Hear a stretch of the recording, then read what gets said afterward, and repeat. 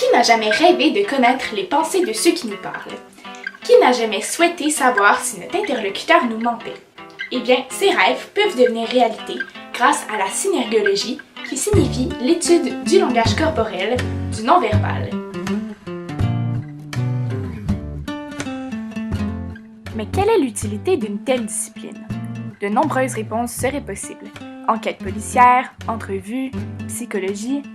Cependant, aujourd'hui, vous en apprendrez plus sur l'utilité immédiate de la synergologie pour vous. En effet, cette discipline a aussi pour but d'améliorer la communication, votre communication. Suite au visionnement de cette vidéo, vous serez en mesure de mieux saisir comment se sentira la prochaine personne à qui vous parlerez face à votre discussion. L'une des premières choses qu'il faut comprendre en synergologie, c'est la signification de la gauche et de la droite du corps. Durant toute cette vidéo, quand je dis gauche ou droite, je parle de la gauche et de la droite de la personne qui parle et non de la nôtre. C'est bien connu, l'hémisphère droit du cerveau gère tout ce qui est émotif. Mais attention, le côté droit du cerveau contrôle le côté gauche du corps. Donc, lorsque le côté gauche de notre corps réagit, c'est que quelque chose nous touche personnellement et vient jouer avec nos émotions. Par exemple, dans cette situation, mademoiselle se tient la main gauche. Pourquoi? Parce qu'elle ressent le besoin de contrôler ses émotions. À l'inverse, lorsque le côté droit du corps bouge, c'est que la partie gauche de notre cerveau, plus logique et rationnelle, s'active. Dans notre exemple, si cette jeune fille se tient la main droite, c'est qu'elle cherche à contrôler son discours. Elle fait attention à ce qu'elle dit. Bref, deux choses à retenir. Le côté gauche de la personne qui nous parle traduit ce qui est plus émotif et le côté droit, ce qui est plus rationnel.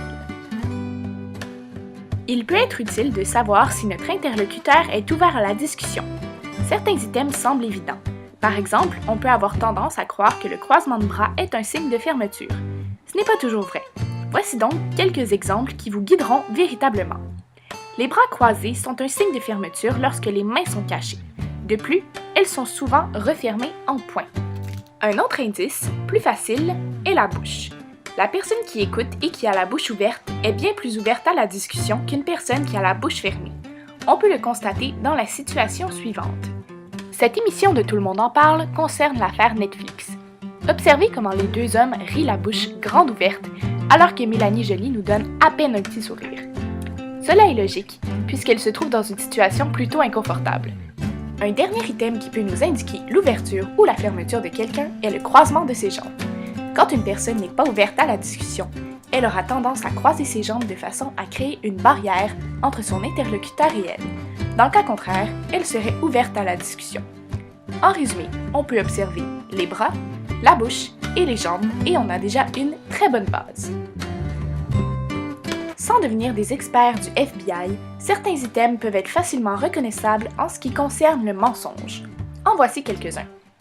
Premièrement, le niveau de gesticulation est un bon indice par rapport à l'implication de la personne dans ce qu'elle dit. Concrètement, quand une personne fait beaucoup de gestes en parlant, c'est qu'elle pense sincèrement ce qu'elle dit. Il est naturel de gesticuler quand on parle. Donc, lorsqu'une personne ne bouge presque pas en parlant, c'est qu'elle fait attention à ce qu'elle dit, elle se concentre sur ses paroles. La différence se voit bien dans les deux prochaines situations.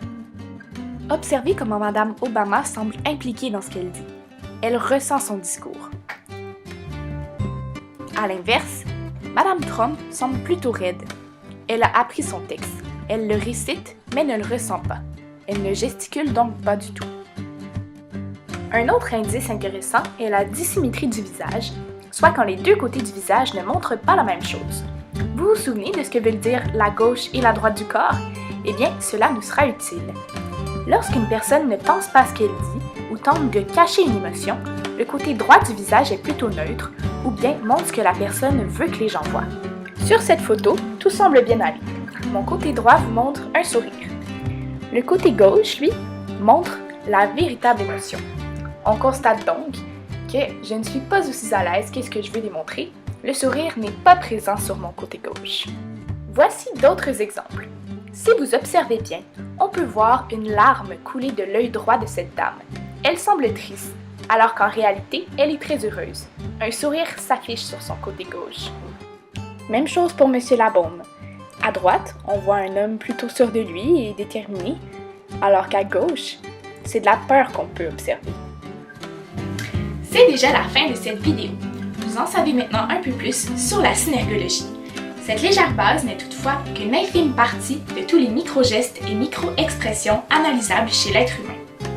Tout apprendre nécessite des heures de formation, mais cette discipline peut réellement faire une différence quant à la compréhension de notre entourage et la qualité de notre communication. Car chaque seconde, notre corps parle et ce langage peut être compris grâce à la synergologie.